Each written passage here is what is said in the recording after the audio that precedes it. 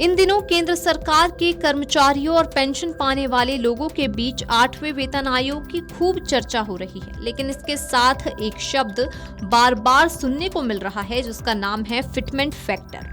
कई लोगों को ये समझ नहीं आता कि आखिर फिटमेंट फैक्टर का मतलब होता क्या है। चलिए अपनी इस वीडियो में बात करते हैं कि फिटमेंट फैक्टर क्या है और अगर इसको बढ़ाया जाता है तो इसका लाभ कैसे और किन्हें मिलने वाला है।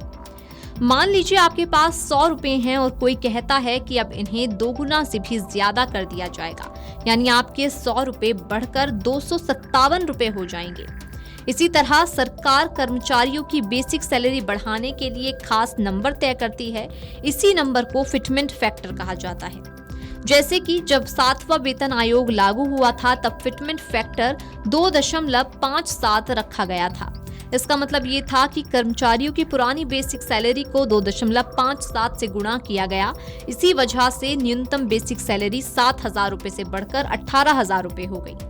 अब कर्मचारी संगठन चाहते हैं कि 8वें वेतन आयोग में फिटमेंट फैक्टर 3.68 रखा जाए। अगर सरकार इस मांग को मान लेती है तो न्यूनतम बेसिक सैलरी 18,000 रुपए से बढ़कर 26,000 रुपए प्रति महीने हो सकती है, यानी कर्मचारियों की तनख्वाह में अच्छी बढ़ोतरी देखने को मिल सकती है। फिटमेंट फैक्टर का असर सिर्फ बेसिक सैलरी पर ही नहीं पड़ता। जब बेसिक सैलरी बढ़ती है तो उससे जुड़े दूसरे भत्ते भी बढ़ जाते हैं, जैसे कि महंगाई भत्ता DA, house rent allowance HRA और ट्रेवल अलाउंस TA। इसलिए कर्मचारियों के हाथ में आने वाली कुल सैलरी पहले से काफी ज्यादा हो जाती है। इसका फायदा सिर्फ नौकरी कर रहे कर्मचारियों को नहीं मिलता बल्कि रिटायर हो चुके पेंशन भोगियों को भी मिलता है। उनकी बेसिक पेंशन भी उसी अनुपात में बढ़ जाती है। इससे बढ़ती महंगाई के समय उन्हें आर्थिक राहत मिलती है। फिलहाल केंद्र सरकार के कर्मचारी और पेंशन भोगी 7वें वेतन आयोग के अनुसार सैलरी और पेंशन पा रहे हैं।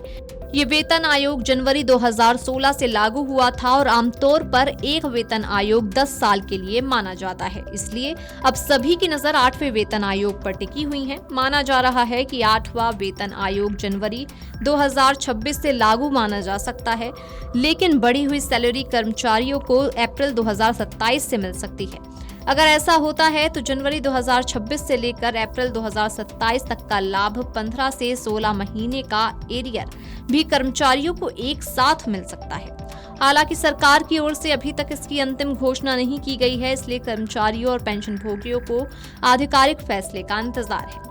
कुल मिलाकर फिटमेंट फैक्टर सिर्फ एक नंबर नहीं बल्कि लाखों सरकारी कर्मचारियों और पेंशन भोगियों की सैलरी बढ़ाने का सबसे बड़ा आधार होता है। इसके जरिए न केवल बेसिक सैलरी और पेंशन बढ़ती है बल्कि महंगाई भत्ता, हाउस रेंट अलाउंस और दूसरे भत्तों में भी बढ़ोतरी होती है। इसलिए हर नया वेतन आयोग आने पर कर्मचारियों की सबसे ज्यादा नजर फिटमेंट फैक्टर पर रहती है।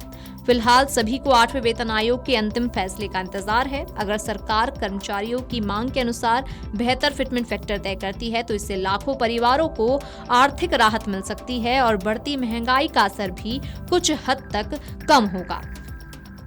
Video desk amarujala.com।